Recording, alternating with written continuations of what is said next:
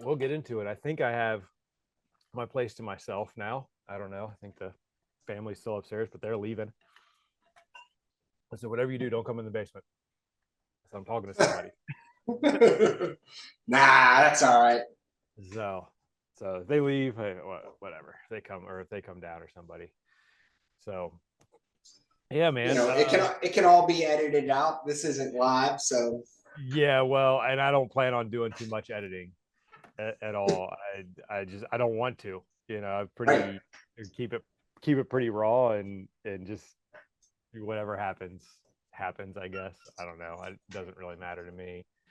I'm still trying to figure Zoom out because I never use Zoom on my computer, and like I'm always like either on my phone or like an iPad or something like that. I never use it on the computer, and like so I never use all the features that it has. Like, and I'm like going around like this is like blowing my mind, like all the things that you could actually do. So it's kind of weirded me out. Like the things that I've learned in the past couple weeks or month or whatever. Yeah, I even through COVID, when Zoom became, I don't know, quote unquote popular, and more people started using it, I never really had a need for that. I didn't even install Zoom until I joined Rap IQ a year ago, Yeah, yeah. I think that's how I was.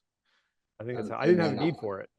right, me either. Yeah, everybody else did. I was just like, I would use it like on the web or something like that, like to join a meeting real quick and then get off of it. And at one point, I think I started like I joined it, paid for it for a little while, quit because I stopped using it, and because I had this idea about doing a podcast like a while ago, and but it was a totally different. It's just like totally different road. Um, and then I stopped. I mean, you remember like so first time you and I ever talked was I don't know, it was a couple of years ago when we did that 75 hard thing, and you and I talked. I was on the phone. I was on a walk when we talked, and I lost that audio completely. Just I don't even know what happened to it. Gone. And because like I lost it, I was just like I kind of took my confidence and just kind of shot it. And I was like, Right. well, maybe I'm not supposed to do this or whatever. So I don't know. But this isn't about me. History of rap is all about you and the people I talk to and your journey in the adhesive backed industry or custom auto restyling or whatever. So I guess without further ado, uh, Gary Householder, uh, the the best stash in the industry. If there's somebody out there that has better facial hair than Gary, I I implore you to prove me wrong. Um, but so you own Fried Color, correct? Correct. And you're Yes, sir. in Florida. So tell me a little bit about you, where you're at, your shop, how long have you been here? How long have you like how did you get started? What's your story? So my journey is kind of long and has a lot of pieces and parts, but I got my first job in a sign shop in 1990 as apprentice sign painter. So I was cleaning brushes, running pounce patterns, um, errand boy kind of stuff. I think apprenticeships are really not even a thing anymore. I don't even know if they're a thing for, plumbers used to have apprentices, and tattoo artists had apprentices, and, sign painters had apprentices. When And you say apprentice, when you say apprentice, what do you like define that for people who have no idea what that means? yeah, just in training, Okay, work Padawan. like internship, like working for no money, Yeah. basically that kind of No, I mean, I was paid, but it was just, this is what I want to do. This career field is what I want, and you couldn't just go get a job doing that. I mean, you could some places, I'm sure, but you know, you had to work under somebody for whatever it is, 7 to 10 years before you were quote unquote journeyman and Okay. capable of doing it yourself. Um, and so, that's where I started. I learned design, and well, even before that, I went to community college for graphic design and printing when I was in high school for 2 years. Joined the military, did my one term, got out, and almost immediately got the job at the sign shop shortly thereafter. So I was super young still, and 90, so it's 21. And but it was a father and son owned business. And the father, it's funny because I was telling somebody this story a while ago, and I was like, the old man, was who was teaching me. And, I felt like he was so old when I started there. And then I started doing the math, and I'm like, oh, he was my age when I started. I am that old man. And I'm like, huh, it puts things in perspective. Yes. But yeah, but he was very technology driven. A lot of the old timers, sign painters, they were like, computer can never do my job. How's a computer going to hold a paintbrush? But he saw what the industry could be. I mean, I don't think he saw what it is, but I think he saw that it was a possibility that computers could do this job. And he was, we got a Gerber, a 4B, which you have to be around a long time to have even seen one. I know what a Gerber is, but I don't know. I don't know the model numbers, but I have Yeah, worked with a few Gerbers in the past. You're plotting 12 inches wide for however yeah. long, and if you need to go bigger than that, you got to tile all your letters, and yeah, it's fun. So the 4B had no screen, and you typed everything in. Every font that you had was a separate cartridge, like the machine. Oh wow. I don't know for sure. I don't remember, like 8 or 12 fonts we had, which was a big deal. We Right. had, a dozen fonts. And we used it mostly to make patterns and small lettering because, to hand paint a 1 inch letter, a bunch of names on a sign or whatever was tedious and Mm-hmm. not perfect. And so we used it for that. But Charles was very into technology, and so we had that 4B, and I learned on that, and then we moved to um, I don't know what it was. Super Sprint, I think, was the next Gerber that we had, and it was an actual computer and had a program, similar to most people would use, I guess, Flexi now, or Mm-hmm. as far as sign stuff goes. I'm an Illustrator guy, but it had that. So I came in with the industry and learned as the industry grew. I was always kind of part of the technology side of that, and worked there for almost 10 years. Moved to Florida. We were in Arkansas, and I got to Arkansas via the Air Force. Met my wife there. We moved to Florida in '99. Got a job at a sign shop here right away, and loved it. The owner of that shop sold the business, and I didn't get along well with the new owner. He had never been in the sign business, and although now looking back, I had been in it 10 years and thought I was so seasoned veteran.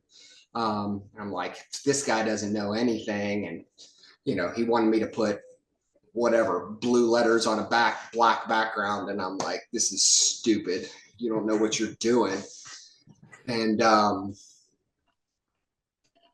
left, went to work as an in-house designer for a clothing company. Designed their website and their flyers and their point of purchase stuff, and worked there for 2 or 3 years, and they ended up going Chapter 11. And as part of my severance, I got some equipment. If I would stay until they closed the stores, I could have the computer and the printer that we had, and the materials and whatever. But I knew for over a year that that was going to happen. And my daughter was very young at the time, 3, 4 years old, something like that. And so I was excited to go out on my own so I could, go to the zoo on field trip day and whatever. And I worked from home for several years doing that, going to field trips, spending as much time with my daughter as I could. We had season passes to the water park, and we'd go every day for an hour. Just soaked up all that time. I see a lot of guys do this kind of backwards and build this huge business and then try to spend time with their kids. And I mean, as long as I could eat and spend time with Lauren, then that's what I was doing. And did that for several years. And I was so working from your home, when you say you're working from your home, where you're doing things like just out of your garage, were you still doing signs? Were you doing cars then? Like, what were you? So all I was doing then, I say all, but 98% of what I was doing was just design. So, I mean, I would, design flyers, postcards, album covers, whatever I could get. And about a few years into that, the owner of the sign shop that I went to work for when I moved to Florida, his non-compete expired. When he sold the company, he obviously signed a non-compete. It expired. He opened a new sign shop, and I was doing design work for them, and they were doing some printing and some different things for me at that time. And eventually we merged. I started Fried Color in 2005, and then 2014 we merged. Okay. So 10 years, I'd been doing it 10 years out of the house, just doing design work for everybody I could. Because I had been in the sign business locally for a while, I went and made friends with all the sign shops, and did a lot of design work for multiple shops, and I still have relationships with a lot of those guys. Okay. And then we merged in 14, and then in 17 he passed away. We had a great relationship, and then once he passed, and it just changed. His wife obviously got his part of the business, which she should, but didn't treat me the way I thought it should be treated. I went from doing 50% of the work for 50% of the money to 100% of the work for 50% of the money. And a lot went into that, and I'd rather not even get into that here. But I left in 2018 and said, okay, I'm just going to do wraps. I love cars. I want to, all this time I've had cars and motorcycles and things like that. And, in probably 2006, the owner of the sign shop that I worked for in Arkansas, it was father and son. The son said, hey, I met this guy.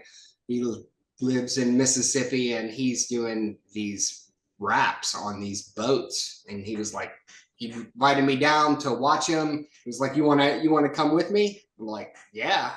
And it was really my first real exposure. I had seen it here and there, whatever, Sign Craft magazine, whatever, but had never been in person. And we worked with him one day, and came back and said, all right, where do we order this stuff and how do we do it? We wrapped my pickup truck, we wrapped Dale's pickup truck, and it just was kind of the first dabble into wrap. And that was 10 years before I even actually started, before I came back to Fried Color. I had done them. And then while in the sign business, it had become more and more popular. So I had done several commercial vehicles and bigger stuff. But in 18, when I left that partnership, I said, okay, all I want to do is cars. And so I've done, a handful of signs for old customers here and there, but for the most part, haven't really done any signs since 2018, just vehicles. Yeah, it's kind of contagious. It's very similar. Once you get your hands on that wrap material and you wrap something, you take this flat piece of whatever, sticker, and Yeah. you put it around a curve, and you go, oh, how cool is that? It's like, Yeah. well, you want to keep doing it as much as possible. Yeah, no, I totally get that. So Fried Color. So from what I understand, Fried Color actually started as a one-man design agency, Correct. essentially. Yep. Um, so because like a very unique name for a wrap shop, like where does that come from? But like when you get the history of it, it's like, oh, okay, that totally makes sense. He's doing design, Yeah. It's, all this kind of weird, crazy stuff for people. And so you can call it whatever you want to. Obviously, it has nothing to do yeah, with that he's whole, an expert. the name itself is just a strange kind of story. I get asked often, where did that come from? And, it's not nearly as good a story as you would hope that it would be. But like Mm-hmm. I said, I knew that I was going out on my own for a year before I actually did. And so I was going through all these names and all these options. And, in 2005, the internet wasn't what it is today. Not that it didn't exist, but it was. It was not your main focus like it is now. And so, but I wanted a domain name that I could find easy. There was not another one out there. I didn't want to be Gary's graphic design service or whatever, Right. Paul's plumbing, just things like that are, I didn't want that. So I had all these names. I mean, I had a huge list, and I was just going through and through and through. And it really is the very first thing that you have to do when you're going to start a business. You have to have the name before you can do anything. You can't get a business license. You can't open a checking account. You can't do anything until you have that name secured. And it was getting to the point where I was like, okay, I have to make a decision. And I was at church. I was just walking down the hallway, and these two ladies are sitting off to the side in this little area having a conversation. And one of them asked the other one, why did you cut all your hair off? And she said, I had to get rid of all this fried color. And I was like, hey, can I have that? She was like, what? And I was like, I want to use that. I want to use that as my name. I love it. She was like, okay. She knew this story. She knew what I was going through. Mm-hmm. And she was like, all right, I guess I get a lifetime discount or something. I'm like, whatever it takes. And went home, did some research. Nothing even close to that existed as far as, company names in the state or even in the country, or domain names, whatever. There wasn't any. So I'm like, it's unique, and it kind of is related to what I do, but does it really have to be? No. Yeah. The blue giraffe, who knows what that is, but it's something unique that people can remember. Right. Right. So So obviously, okay. So you've been doing this. So 1990, you say you got your start essentially, and yep. with doing old time graphic design. I mean, Right. hand painted signs, everything like that. That was a skill. Like when I started in the sign industry, that was a skill that I was always like, oh, I wish I knew how to hand paint signs. But looking back, I'm like, that would have been cool. But now, here, 20, 30 years later, it's like cool, but not really sustainable because of the technology. Um, so hand painting signs to computer graphic design to, strictly wrapping cars, so 30 years, what are some of the largest changes, the biggest differences that you've seen in the industry between, now and then? I mean, I can think of a few, but like for you coming from hand painting signs to doing what you're doing now, like obviously there's tons of stuff that's different, but what are some of the things that like really, really jump out to you? I think the first thing is size, the scale, the ability to, you know, print a car in one piece. You Mhm. know, if I'm doing a sedan, I mean, I do the whole side of that car. It's one sticker and then come back and trim it all out, and our first printer was a Gerber Edge, it was 15-inch vinyl. I don't know, you could print 12 or something, one cartridge at a time, and go back and lay all this in and whatever. It was amazing to be able to put a 1 foot round full color logo on some truck door, which Mhm. now would be like this cheapskate. Why waste my time? Yeah. Yeah. Yeah. I mean, I think just the scale and the ability to do it, I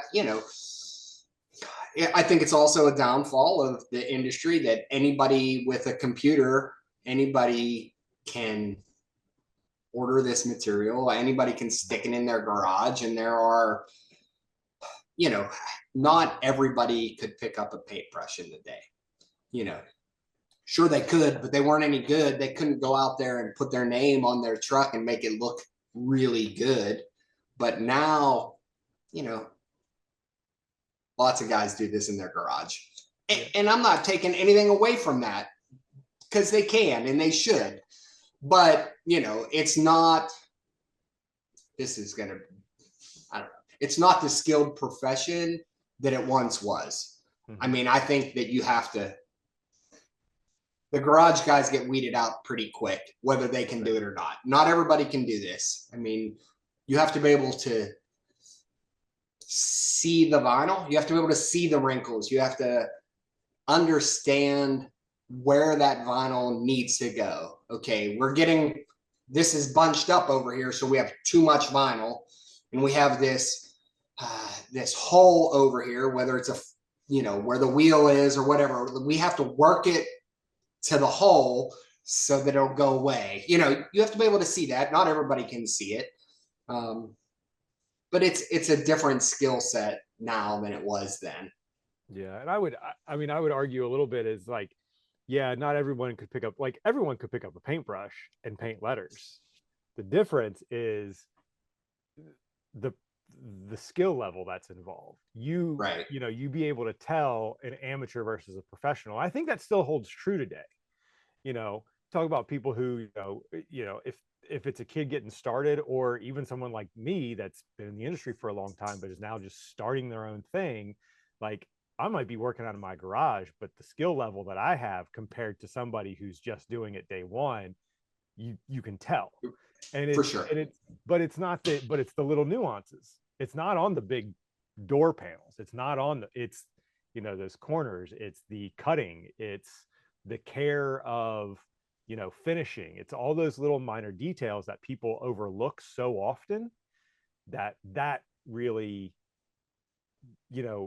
weighs one way or another between your amateur or DIY guy to your seasoned veteran. And I think that holds true in any skill level, whether it's painting or putting down stickers. For you know sure. I uh, also think that the average person sees a bad wrap job and they know it. They're like, oh my gosh, I'm never going to get anything wrapped because this is what you get. And then when you see a great wrap job, you don't even know that it's a wrap job. Especially, uh, I do some commercial stuff, but I do a lot of color change.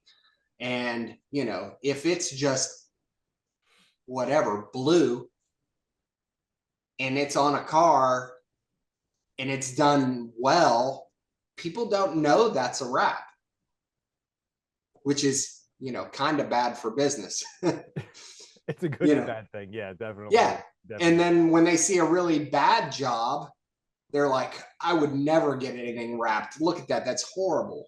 Mm-hmm. Also bad for business. Yeah, exactly. Exactly. But what do they say? There's no such thing as bad publicity, so at least they know your name. I don't know. Yeah. So, all right. So I'm going to going down the list here. Yeah. What is, what's your typical like day or week look like for you? I mean, so there's you, and from what I remember, you have one employee, right? Correct. So 2 of you there. You guys are crushing out, whatever you crush out. So what's a typical day or week look like for you? How many jobs you doing? What are you doing? You said you commercial, color change, how long are you spending designing? What are you doing? What are you selling? How are you selling stuff? Because you got to keep things in the pipeline. And when there's 2 of you, like that, a lot of that falls on you. Do you have, salesmen that are contracted? Do you what are you doing? Yeah, so I do have one employee. She is, I don't know, prep person, social media, personal assistant. And, she wears a ton of hats. And if you're big, then and you can hire one person that's just a prep person, that's great. But you have to be able to do, I think you probably need 3 installers for one prep person to work full time.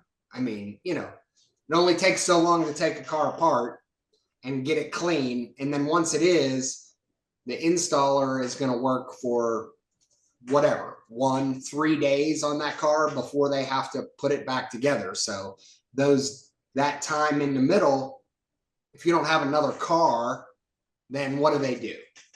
And so that was probably the one thing that held me back from hiring somebody as long as I did. And it got to where I just couldn't. I got to the point where I couldn't possibly produce any more work than what I was doing. I mean, I was booked for 3 months out. I was working, full days every day by myself. And when you get to that point, I can't grow anymore. I can't make any more money. The only way to make more money is to raise your prices. And, I felt like, and I still feel like that, my prices compared to anybody else local are, in the top probably 10-15% of anybody around. I'm sure I'm the most expensive on some things, and, there may be somebody else that's more expensive. But how do I then what else can that person do so that they're not sitting around for 3 days? And, she can stick vinyl. She was hired as an assistant. So she's learning. I sent her to class. She can definitely do a hood, a door, a trunk. Can she do a bumper? I mean, I think she's probably afraid to do a bumper. I mean, I tell her all the time, you got to do your first one. Your first one's going to be your first one. You got to do it. There's only one way to learn. That's right. Yeah. But, she did, like I said, she takes care of the social media. She takes care of some of the paperwork, just to relieve a lot of that. And by doing that, I was able to bring in more, turn jobs over faster. Where my business model before having an employee was drop your car off on Monday morning. I would tear it apart, clean it, wrap it, put it back together. You pick it up on Friday afternoon. If I don't finish by Friday afternoon, I work all weekend until it's done, because on Monday another car was coming. And now I've got that down to closer to probably 3 days. and then we ceramic coat most of them, so it actually adds a day, but it's really only adding a few hours worth of work, and then the car is sitting in the back just waiting at that point. Right. And so I don't really count that day as a day. So Because has we're your not. volume increased because of that? Because Yeah, for your sure. timeline's gone down, your volume's increased a little bit, so you're able to bring in some more revenue. Right. I'm able to bring in a little more revenue and not work as much all the time, having to juggle, taking a car apart, cleaning it, designing. Now, while the car's being prepped, I'm doing design work, answering email, whatever it might be. And then we switch. And when I'm out there rapping, she's shooting a video or editing a video, posting on social media, things like that. So how are you garnering a lot of your sales? Are you, because I obviously you put things up on social and things like that, but like, Right. and obviously you've been in your area for some time, so you're established. But when you have people that obviously, there's still people out there, oh, I've never heard of fried color, I've never heard of a wrap or whatever. So how are you, like, and you're active, you're into cars, I'm sure you're going to car shows and things like that, but what are your other avenues for actually like getting your name out, marketing yourself, and letting people, because that's a big thing of it, is people have to know you before they can even give you a chance to Right. gain your trust. I think because I was in a sign shop here for a long time before I did this, I knew a lot of those business people. So when I first started, I did, I don't know, 80% commercial or more, and was going to car shows, and, people would see my car or whatever, and they'd be like, oh, you can do that? And educating some of those people and getting to know some of the guys in some of the car clubs, things like that. And so the more of those you do locally, the more it's known that it can be done. I have a pretty decent Google profile. I mean, I think a huge portion of my new business that isn't a referral, obviously, a lot of your customers are going to come straight from referrals because, hey, where did you get that done? And people tell them. But the raw, never heard of me before business, it all comes from Google, vehicle wrap near me. And I think social media and that is probably underused, at least local to me. Um, Yeah. Is that you something that know, you audit like on a quarterly basis or anything like that? Do you do like, hey, how did you hear about us? Like to get those so yeah, revenue? if I don't know, somebody comes in, hey, I want to get my truck wrapped.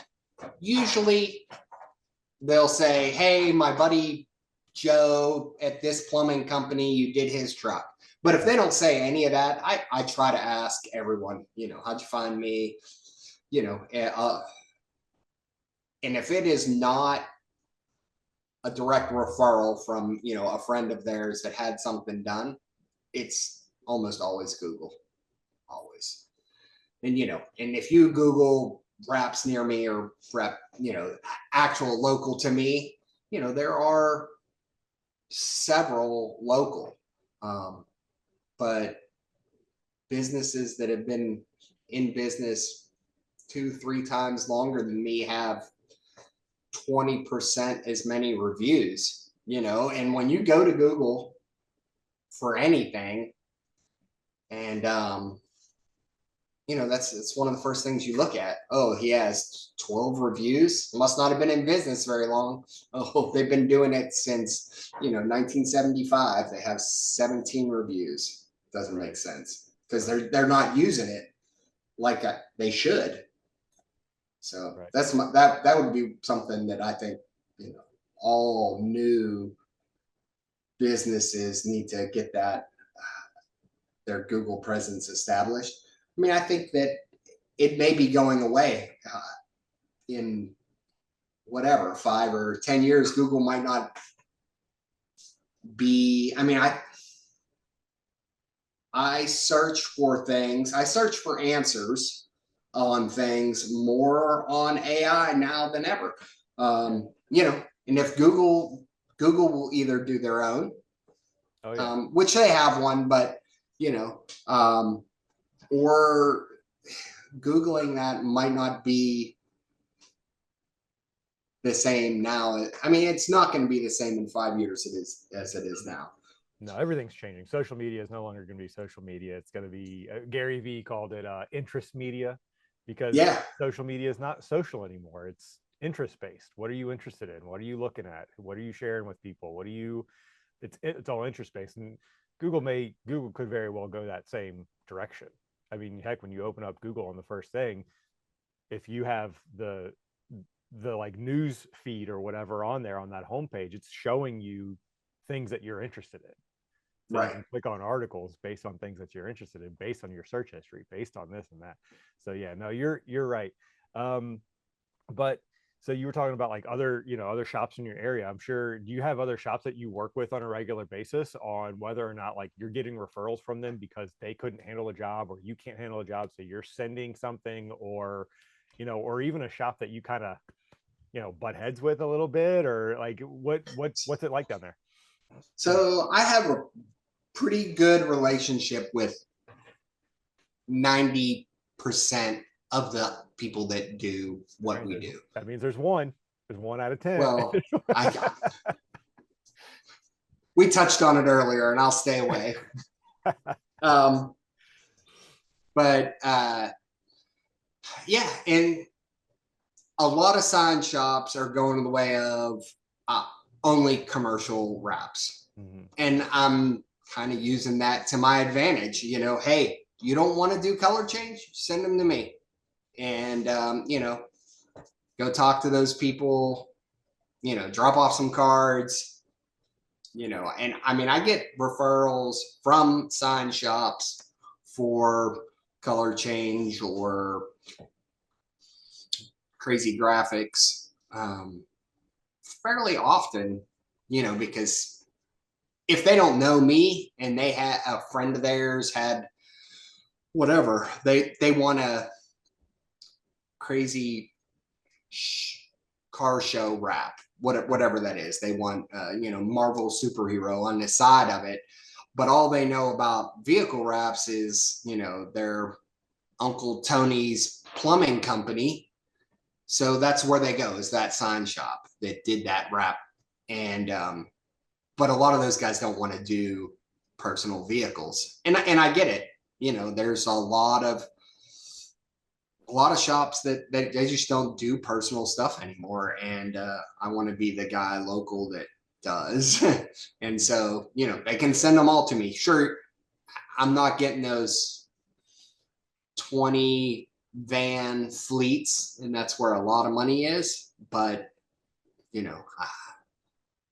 I'm not chasing the dollar as much as other people. I mean, I just want to, I don't want to be broke, but I want to do what I love, and doing yard signs and plumbing vans is just not it. Right. You don't want to. Yeah, you can't really put a price on happiness, and peace of mind, and doing what you like, going home, and yeah, no, I get that. So what are your so again, 30 years in the industry, what's your, I'm sure you've made some mistakes, sure you've had some regrets, like what are your, if you don't mind talking about them, like what are some of your like regrets and mistakes that you've had in the past 20, 30 years in the industry? Like what maybe did you miss out on, or you should have done something? Because there's a saying, like you only regret the things that you don't do. Yeah. So like what are some of those things? I think for me, just not doing it sooner. But I didn't have a business mentor. I didn't know any entrepreneurs when I was young. I think it's a lot more common now, especially post-COVID. I mean, all these people were home and they're like, I can start a business right here and not have to leave my house. So there are a lot of entrepreneurs now, and I don't know that it wasn't the case for me anyway. 20 years ago, didn't really know a lot of business owners, and so I didn't know that it was possible to just go start a business. And so, as far as regret goes, that's all. I wish I would have known what I know, or had somebody to tell me sooner that it was possible. I don't look at them as mistakes, really, more as learning experiences. And I'd have liked to hired somebody sooner. I'd have liked to started sooner, but you can't really turn those kind of things around. I didn't light anybody's car on fire or anything, like that. So nothing. I don't have any regrets that are business related regrets that are reversible or whatever. All right. So what kind of pivots or like innovations or anything, like what kind of changes have you had to make in the past, let's say 5-10 years? Just, I mean, COVID obviously was a big thing. So like even coming out of that, did you have to like make changes, make pivots? I mean, obviously hiring someone was huge for you, which I would definitely consider not necessarily a pivot, but definitely progress in the right direction.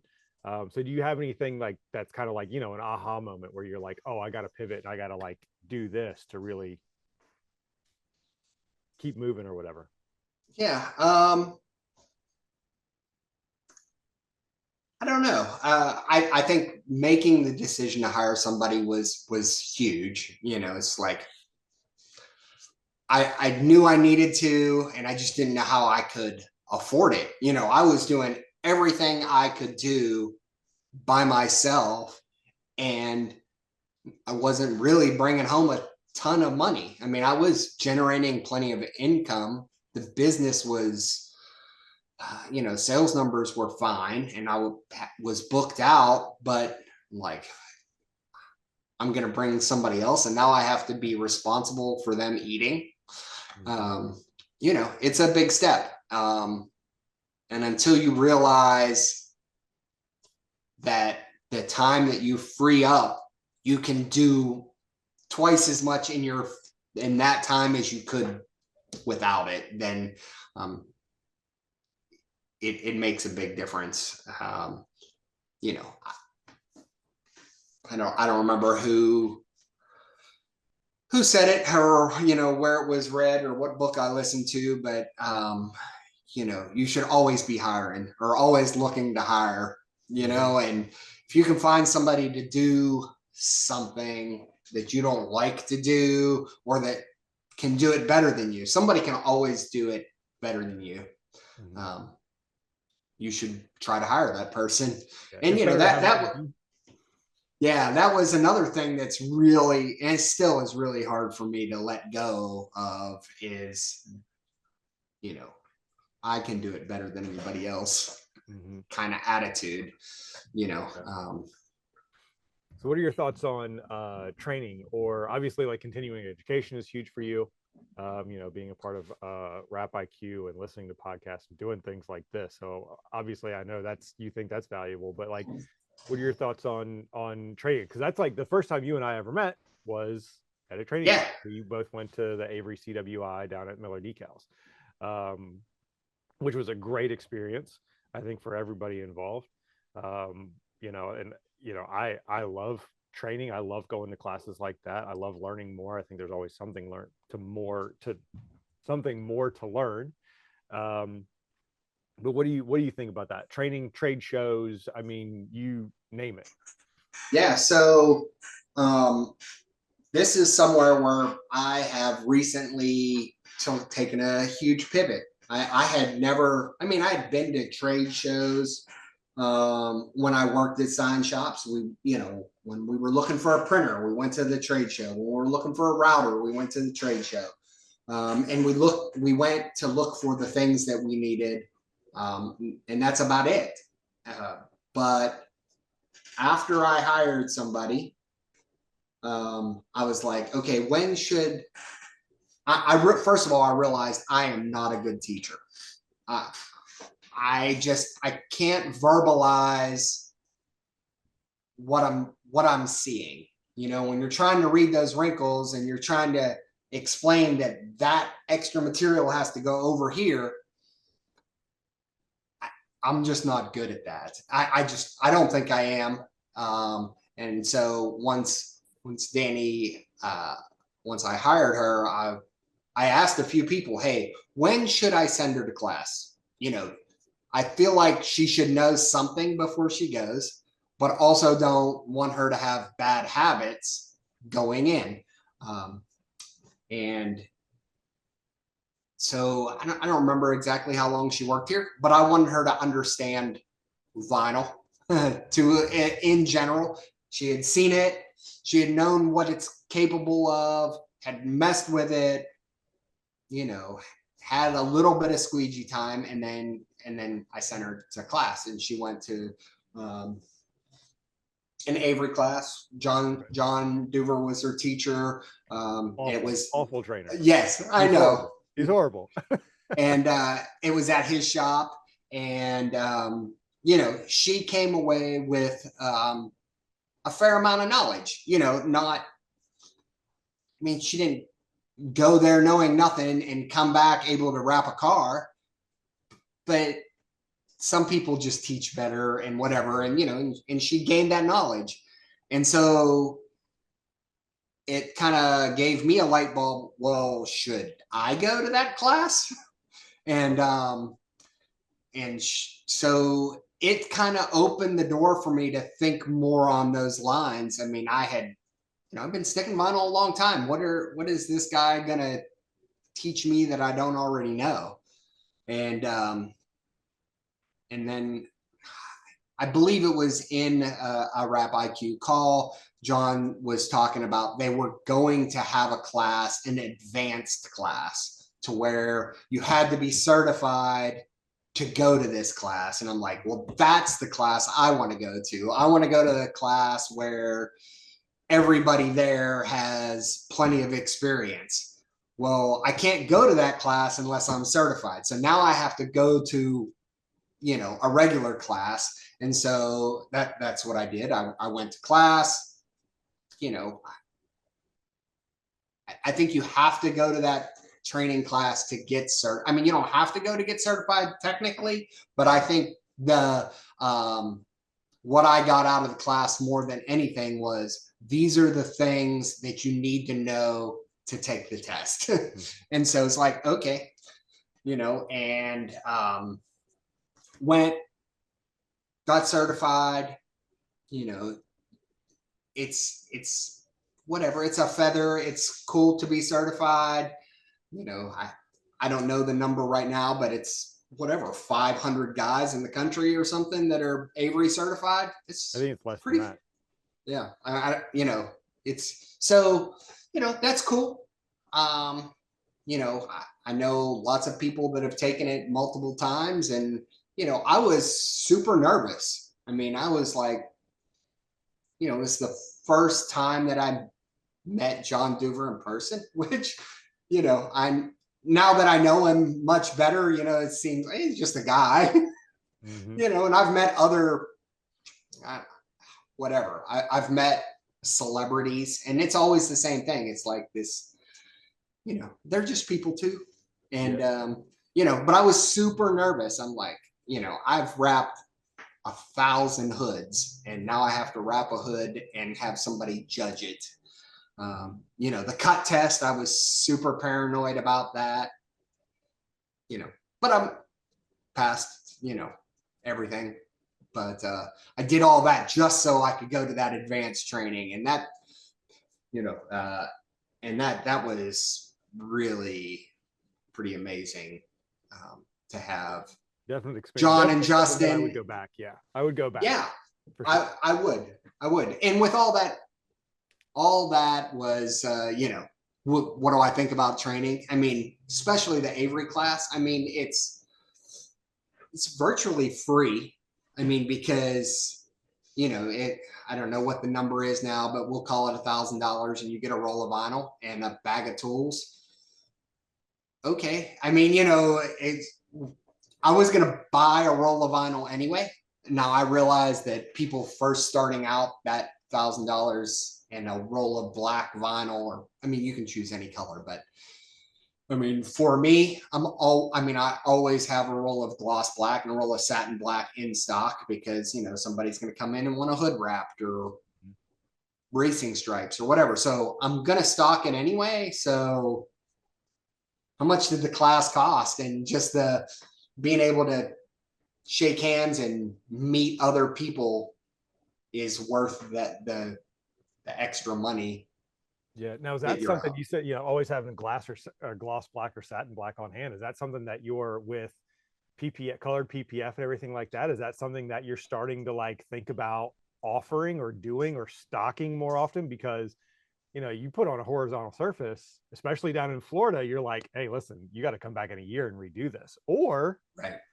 we can go a little bit higher price point and we can do this and it's going to look better. Like, have you considered that yet in your? So I've done a little bit, not a lot. When I first opened this brick and mortar and went to Just Cars, I offered PPF and I did some PPF, and my building is not conducive to PPF. I mean, it's just not sterile enough.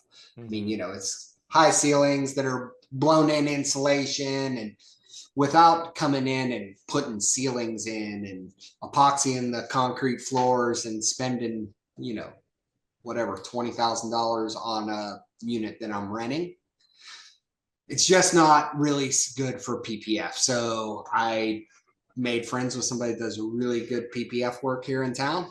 And I send all my PPF to him. He sends all his color change and wrap stuff to me. And so we go back and forth. There you go. With that said, I have done some color, whatever we want to call it, cosmetic PPF. Just because it probably is the future of color change.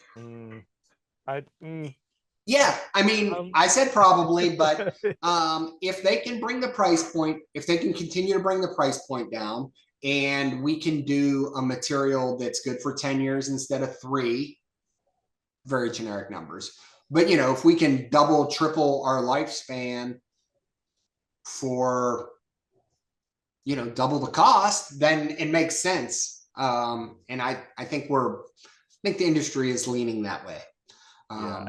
I agree and I disagree a little bit with that. I think that the vinyl graphics color change, I think it's going to stay forever, like kind of where it is. But on the same thing, it's like if some of the PU films that are coming out now, like the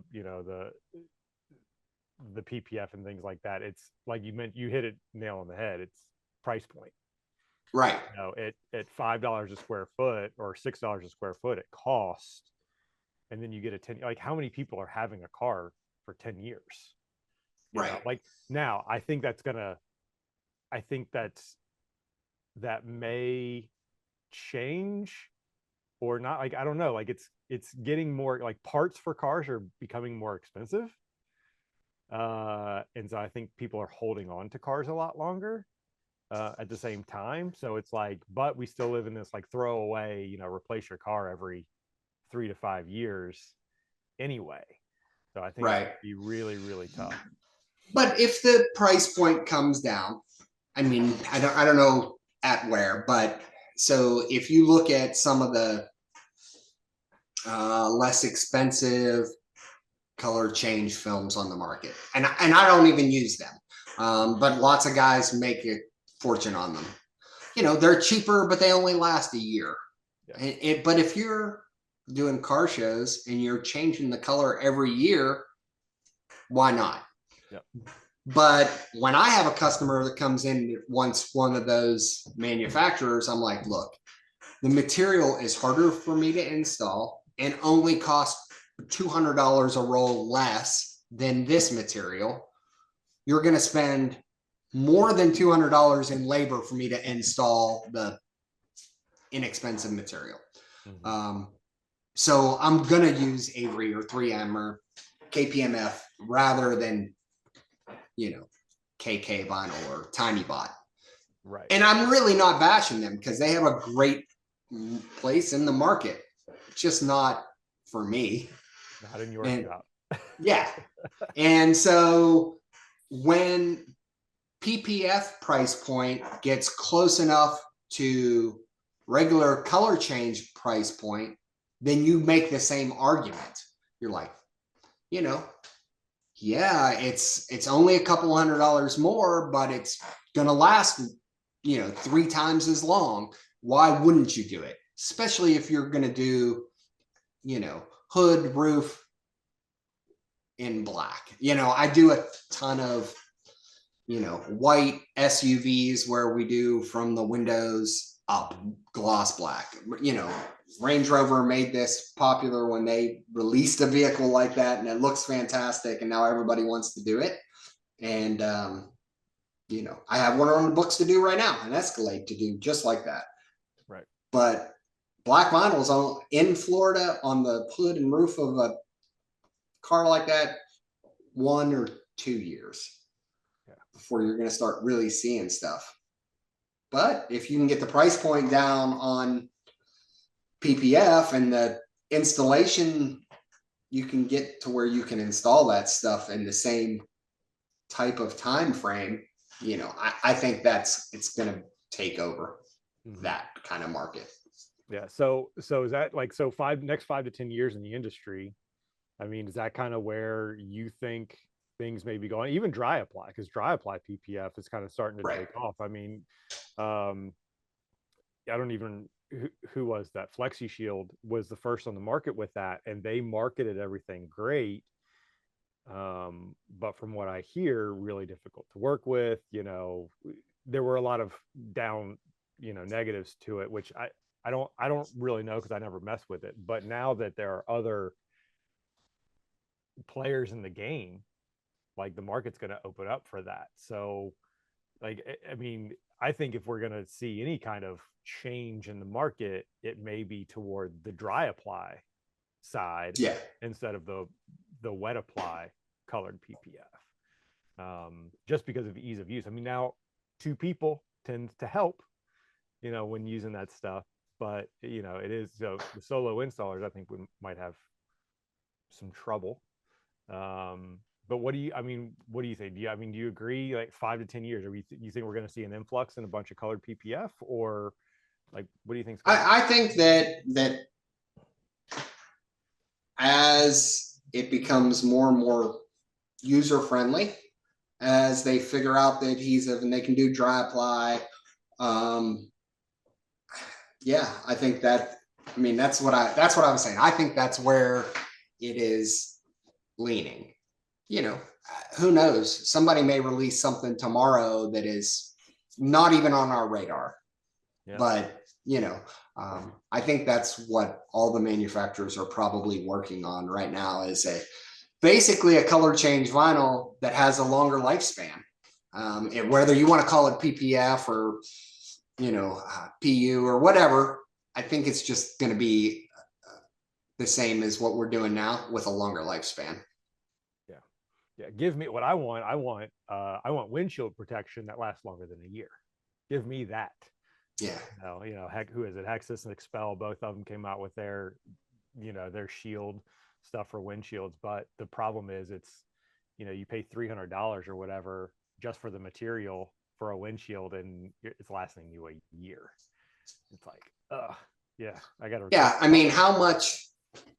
I realize windshields are expensive, and I don't know what it's like anywhere else, but here in Florida, you get a free windshield a year with your insurance.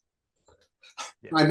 As long as you've got full coverage, but you're not going to put $500 windshield protection on a 1980 Corolla. This is for a high-end car, but if you're going to get a free windshield a year, why do you need that? Yeah.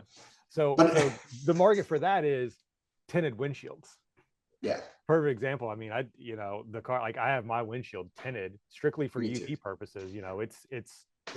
It's a 70%, but it's a UV thing. And as soon as you put the strip on there, the brow sun strip on it, now if you get a chip or a crack, now you got to get all that done. So you're getting your free windshield, but then you're paying four or five Right. hundred dollars to get it retinted.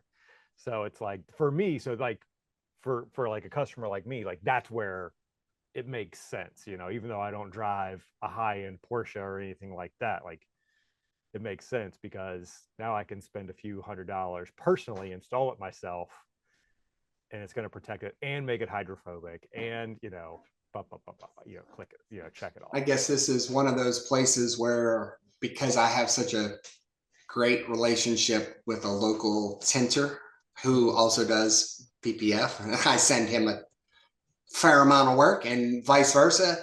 And when I get a new vehicle, I just go drop it off and say, hey, tint this for me. And Yeah. you know, it's it Yeah. Same. whatever. Same Yeah. on this side. However, but not everybody has Not that, everybody, you know. right. And that's why it just kind of went over my head to even consider that. I mean, I'm windshield on my car and my van is tinted, probably well past where they should be.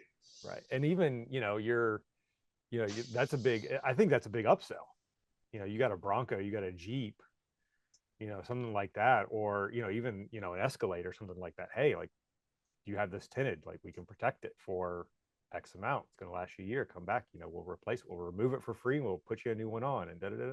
So I think that's a big selling point. I think that's going to be a big, if the industry or the manufacturers can figure that out better, I think that's going to be. Now, with that being said, Steck has had a windshield protection for forever, you know, but they were the only ones on the market to have it, and you had to buy the entire roll to even, like, you couldn't buy it by the yard or by the foot or whatever. So, you know, and it made it a little bit. And Steck only sells to wrap shops. Like they don't sell to anybody else. They don't, you know, you can't go onto Amazon and just buy it. Yeah. So That's a subject for, you know, I mean, I know in the past, in years past, you couldn't buy, the average consumer couldn't buy a roll of vinyl. Now anybody can. yeah, Also, you know, and I get it as far as the companies that are selling to end users. I mean, but you know, I can't mark up a roll of vinyl anymore because they know exactly how much it costs. I mean, you know, I might get a 6% discount off of that retail number just because of the volume I buy, but that's nothing, you know. Well, I'm going to mark something up 6%. You know, it's just not enough.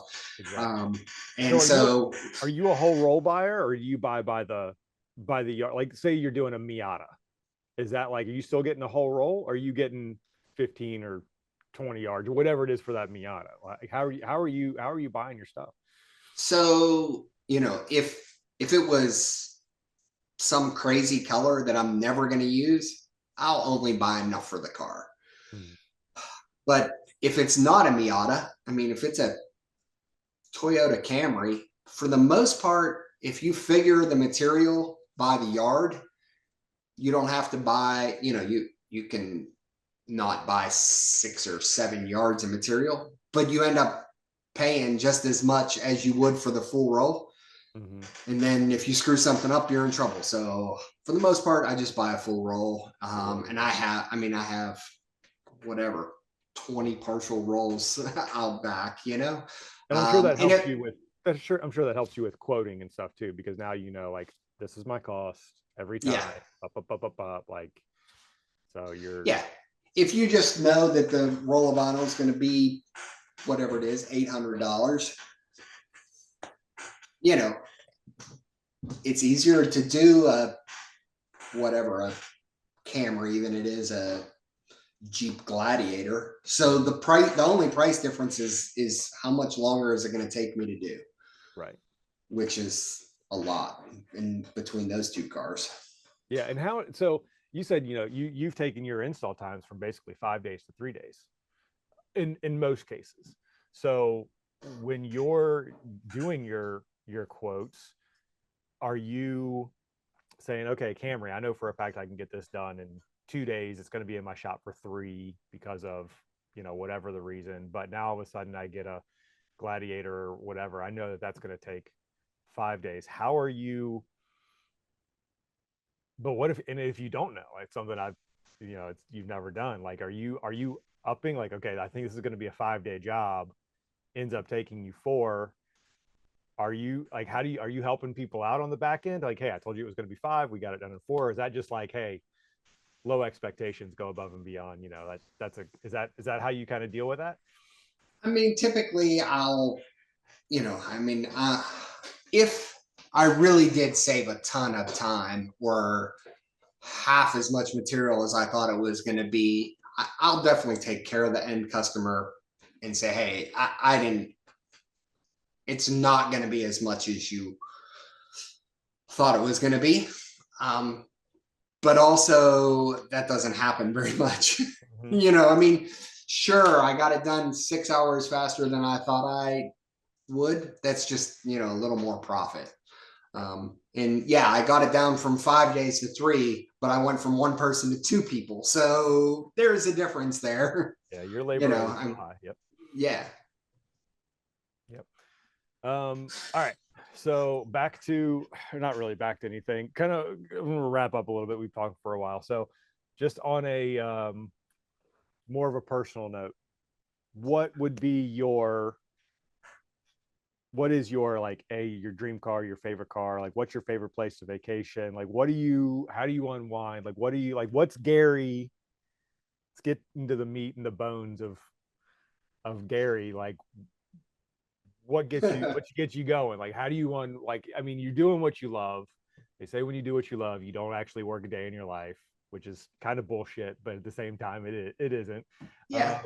But like, so what are you doing? I mean, obviously you're married, you have a daughter.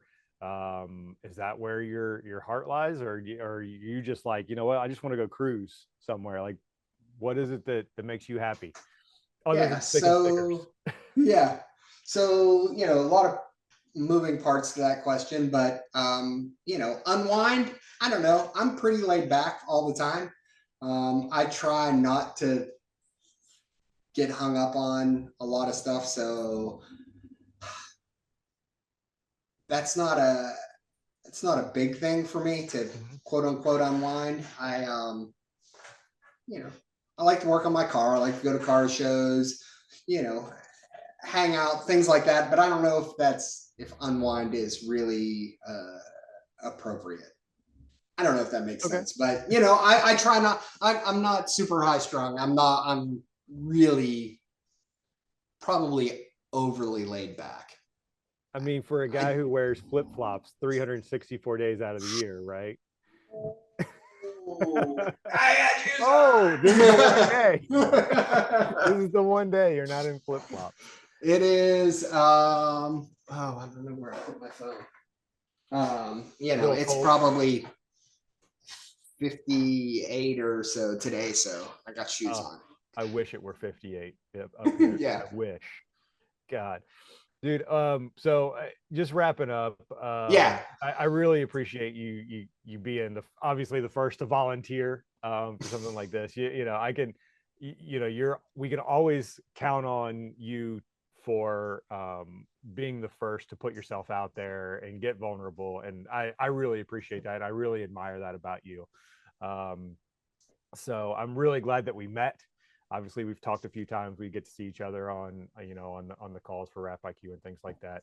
But yeah, appreciate you for what you do, for what you bring to the industry, and I wish you nothing but luck and good fortune in the future.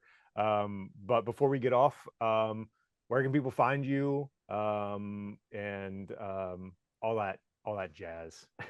So, we talked about the name earlier. It's Fried Color across the board. It's pretty easy to find because there's really not another or anything close. So, friedcolor.com. It's, Fried Color on Facebook. It's on Instagram. I just started another Instagram page, Rap Stash.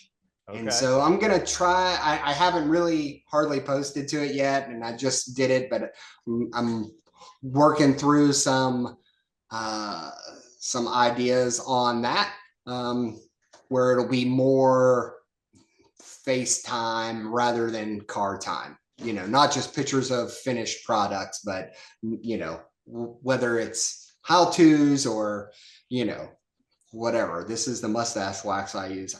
I don't know exactly what it's going to be, but I'm working through that too. So that's just like this endeavor for you, it's just getting kicked off. So Awesome. Awesome. Well, dude, again, I appreciate you taking time out of your day to do this. So whatever it is that you got going on, enjoy your weekend. If I don't talk to you between now and, well, we'll see each other on some calls, but for a while, absolutely. have a great Christmas. Have a great New You Year. too, man. I And appreciate it. we'll talk to you soon, man. Thank you. All right. Take it easy. All right. And that's it.